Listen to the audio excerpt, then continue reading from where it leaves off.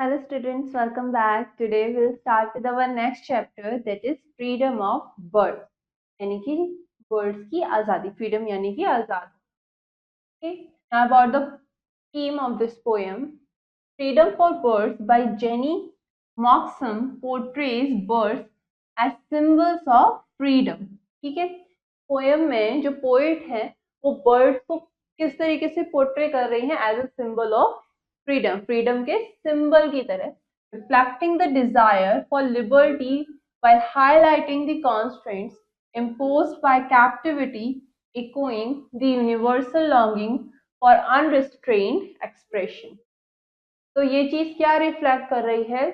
Words को किस तरीके से पोर्ट्रे किया गया as a symbol of freedom, जो कि क्या रिफ्लेक्ट कर रहा है? Desire for liberty. और क्या हाईलाइट कर रहा है कि किस तरीके से जब कैप्टिविटी है यानी किसी को बंद करके रखा जाए तो वो किस तरीके से असर डालती है. ठीक है. और अकॉर्डिंग द यूनिवर्सल लॉन्गिंग, कि किस तरीके से सब लोग, चाहे वो बर्ड्स हो, एनिमल्स हो, ह्यूमंस हो, वो रिस्ट्रेंट्स को तोड़ना चाहते हैं, कि उनको बांध के जो रखा जाता है, कैप्टिव जो रखा जाता है, उसके एक्सप्रेशंस को बताना चाहते हैं और उससे बाहर निकलना चाहते हैं. So let's start with our poem. A tall forest tree is a cockatoo's home, so why must I stay in this cage all alone? I am bored, sad, and lonely with nothing to do. Each day is the same with the very same view. तो poet यहाँ पर क्या कह रहे हैं? यहाँ पर एक बर्ड के पर्सपेक्टिव से बात हो रही है, कि एक बर्ड के पॉइंट ऑफ व्यू से बात हो रही है कि एक जो लंबा सा पेड़ है, अ टॉल फॉरेस्ट ट्री, ठीक है, जंगल में किसी बड़े से पेड़ पर क्या है? एक कोकाटूस का घर है, ठीक है, एक चिड़िया का घर है. तो आखिर मैं इस पिंजड़े में, मैं इस केज में अकेला क्यों बंद रहूं? ठीक है, मैं इस केज में बिल्कुल अकेला क्यों बंद हूं? मैं यहाँ पर बोर होता हूँ, आई एम बोर्ड, मैं बहुत बोर हो जाता हूँ, दुखी रहता हूँ और अकेला रहता हूँ. ठीक है. I am board, sad and lonely, और मेरे पास करने के लिए कुछ भी नहीं है, विद नथिंग टू डू. और हर दिन एक जैसा रहता है और हर दिन मुझे सेम व्यू ही देखने को मिलता है. Each day is the same with the very same view. I watch the birds soaring high over the trees, and I long to fly with them afloat on the breeze. Seeing new places each wondrous new day, thrilling and twirling in glorious place. तो जो bird है वो क्या देखती है? वो बाकी birds को देखती है जब वो आसमान में ऊपर उड़ रहे हैं, पेड़ों पर बैठे हैं, ठीक है, या पेड़ों से ऊपर उड़ रहे हैं, और वो बर्ड को भी एक फीलिंग आती है कि वो भी उनके साथ उस हवा में उड़ना चाहती है, उस खुली हवा में उड़ना चाहती है, नई नई जगहों को ढूंढना चाहती है, वहां पर जाना चाहती है और पूरा दिन एडवेंचर करना चाहती है. और इन ग्लोरियस प्ले, ठीक है, जैसे कि हवा में उड़ना, इधर उधर मुड़ते हुए जाना, घूमते रहना, ये सब वो भी करना चाहती है. Just 1 week ago a stranger passed by. He saw me and knew that a bird longs to fly. He asked if you'd think about setting me free.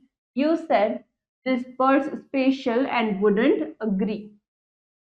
तो पिछले ही हफ्ते, जस्ट 1 week ago, पिछले ही हफ्ते एक अनजान इंसान इस रास्ते से गुजरा. ए स्ट्रेंजर पास्ड बाय.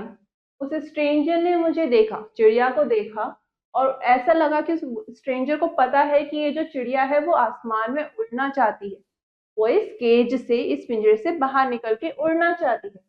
तो उसने तुमसे पूछा कि क्या तुम इस चिड़िया को आजाद कर सकते हो?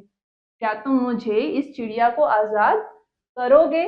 और तुमने कहा, you said this bird special, ये जो चिड़िया है ये बहुत स्पेशल है, एंड वुडंट अग्री. तुमने कहा उस स्ट्रेंजर से कि ये चिड़िया बहुत खास है और तुम उसकी बात से अग्री नहीं करो. ठीक है, तुमने उसकी बात से अग्री नहीं करा, तुमने उसकी बात नहीं मानी. Well, if I am special, please think how I feel.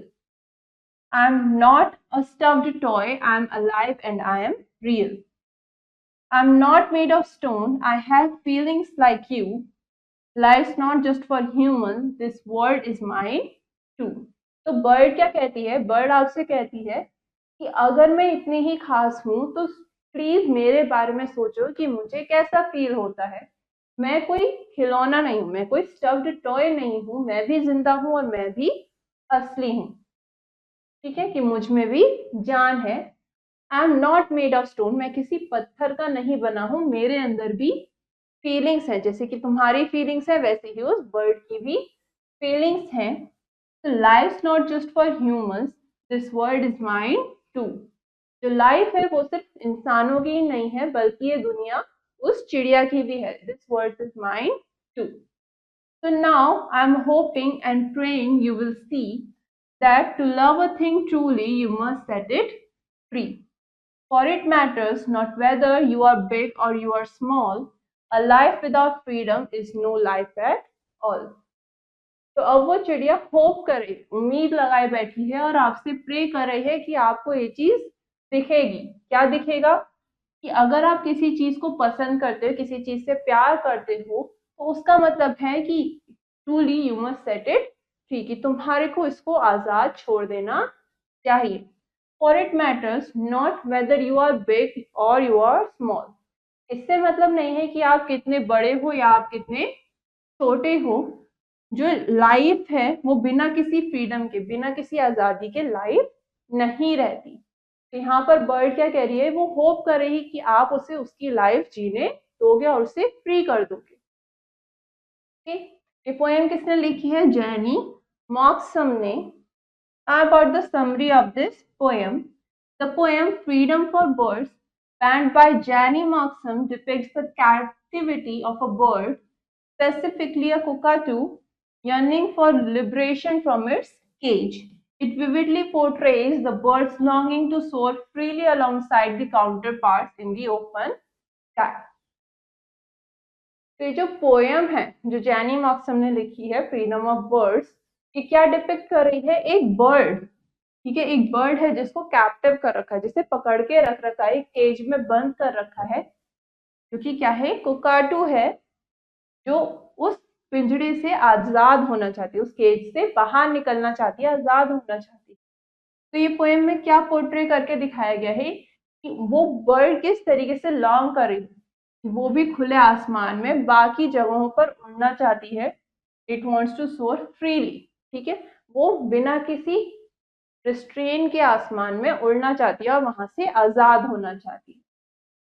ना हमने इस पोएम में कुछ न्यू वर्ड्स पढ़े, अब उनके मीनिंग्स देखेंगे।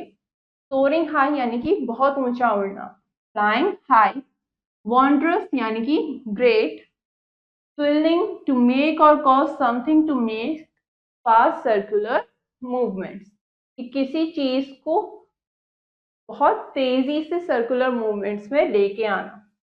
ट्विलिंग to turn round and round quickly, गोल गोल जल्दी जल्दी तेज तेज घूमते जाना, called twirling.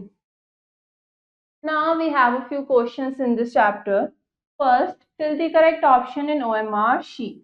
You have an OMR sheet here and you have to fill the right option. First, what is the cockatoo's main feeling in the poem? उस bird की main feeling क्या है इस पोएम में? That it is lonely. ठीक है, वो बहुत अकेली है।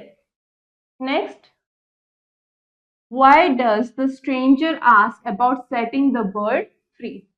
वो जो स्ट्रेंजर है वो क्यों उस बर्ड को आजाद करने के लिए पूछता है?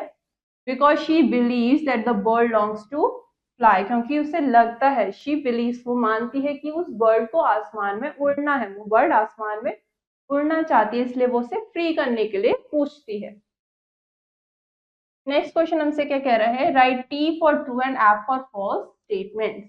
आपके पास कुछ स्टेटमेंट्स आपको ट्रू और फॉल्स बताना है। First, the cockatoo enjoys being in the cage. जो बर्ड है वो पिंजरे में खुश रहती है, उसको मजा आता है उस पिंजरे में रहने में। नहीं, तो ये क्या हो गया? False. Next, the stranger thinks the bird should remain in the cage. जो स्ट्रेंजर है उसे लगता है कि उस चिड़िया को उस पिंजरे में, उस केज में ही रहना चाहिए। नहीं, तो ये क्या हो गया? False. Next, the cockatoos expresses feelings similar to humans. जो वो बर्ड है, कोकाटू है, वो अपनी फीलिंग्स बताती है कि उसकी फीलिंग्स भी ह्यूमंस की तरह ही सेम है। यस, ये क्या हो गया? True. Now, all the other questions you will do it yourself to understand the chapter better, and this finishes our chapter. Now, we'll meet in our next class. Till then, have a nice day.